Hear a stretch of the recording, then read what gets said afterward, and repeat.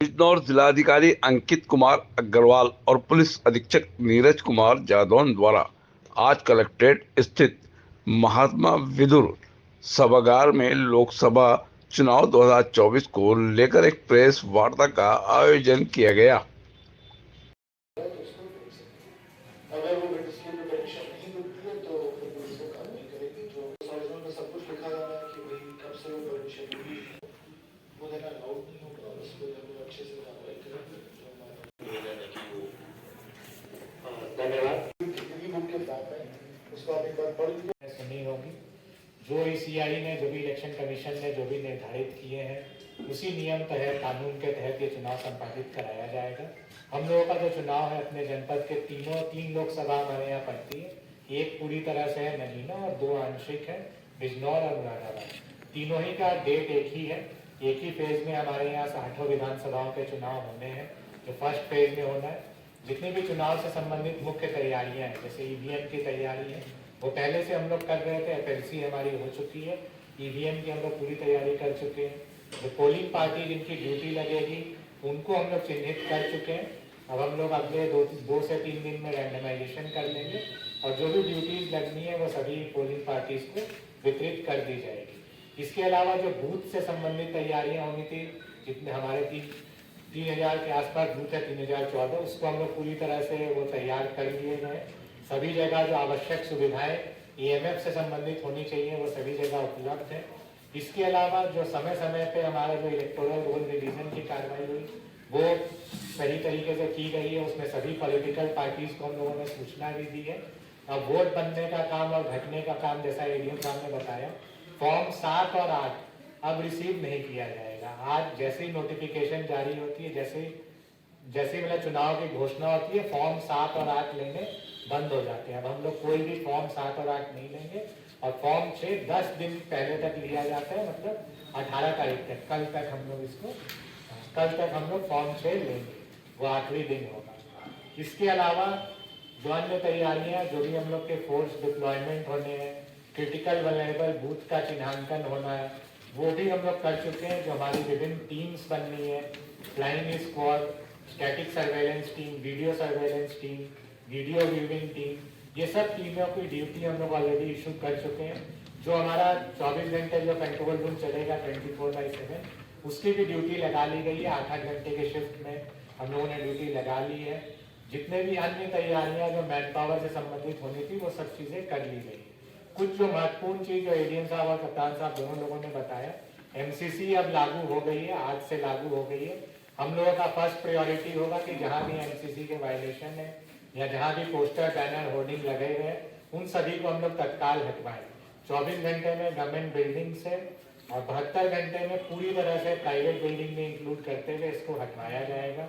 मेरा आप सभी लोगों से अनुरोध होगा कि कोई भी नया पोस्टर बैनर कोई भी राजनीतिक दल या कोई भी कैंडिडेट ना लगाए नहीं तो फिर उस पर कार्रवाई की जाएगी। एक्सपेंडिचर मॉनिटरिंग के बारे में भी एडीएम साहब ने बताया है तो मेरा सभी राजनीतिक दलों से भी अनुरोध होगा कि जो एक्सपेंडिचर मॉनिटरिंग की जो गाइडलाइन है उसको पालन किया जाए।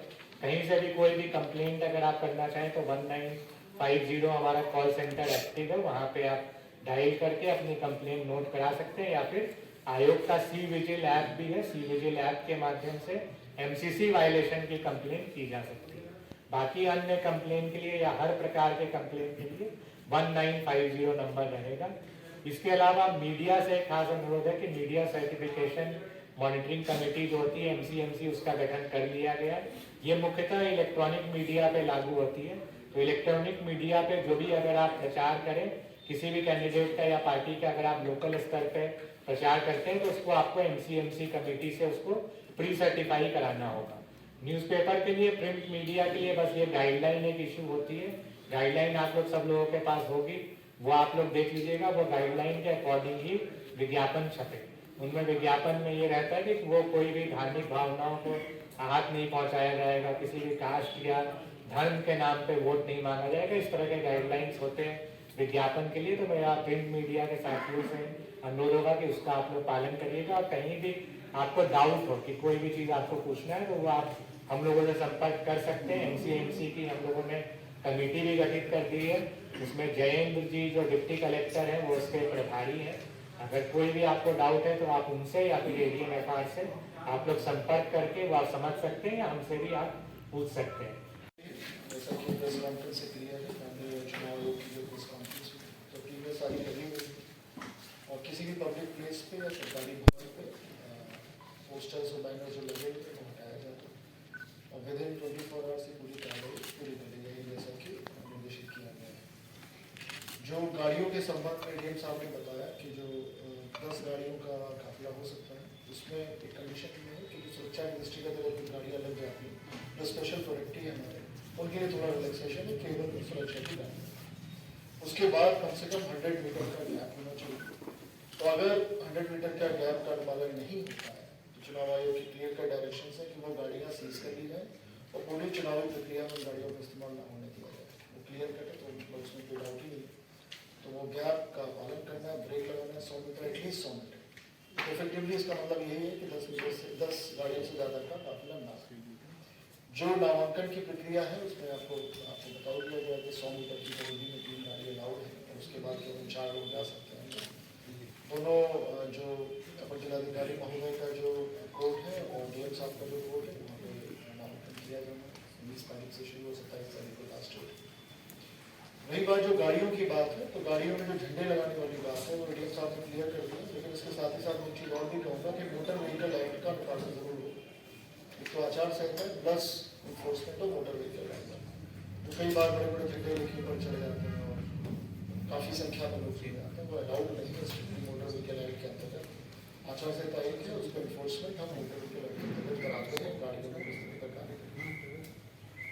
साथ ही साथ जो झंडों के बारे में बताया गया वो जनरल नेचर के झंडे हो सकते हैं किसी पार्टी विशेष के, लेकिन अगर किसी व्यक्ति विशेष के हो रहे किसी कैंडिडेट के हो रहे तो उसमें 171H का जो अपराध है वो बनता है और उसमें जो झंडे लगा रहा है बिना परमिशन के तो फिर उसमें उस पर कार्रवाई की जाएगी। इसका आप लोग विशेष ध्यान रखें। कैंडिडेट स्पेसिफिक झंडे की मैं बात कर रहा हूँ, पार्टी स्पेसिफिक झंडे में कोई इशू सच नहीं, केवल संख्या की जो लिमिट है वो एडीएम साहब बता चुके हैं।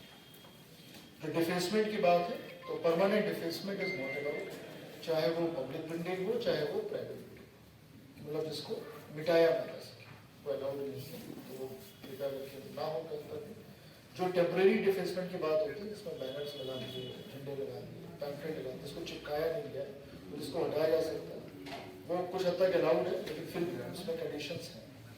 कंडीशंस ये है कि उसकी अनुमति होनी चाहिए और अगर किसी कैंडिडेट स्पेसिफिक का लगाया जा रहा है तो फिर उसमें वो अगर परमिशन नहीं तो 171H को वो इन्वाइट करेगा, इस सेक्शन को इन्वाइट करेगा।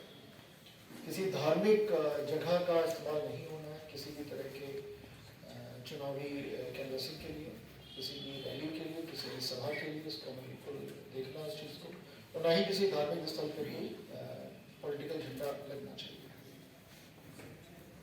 ये सब मेन बात है। लाउड स्पीकर के बारे में बताया गया कि 10 से 6 जो ऑनरेबल सुप्रीम कोर्ट की गाइडलाइंस उसका पालन होना, उसमें भी डेसिबल की लिमिट, साइलेंट जोन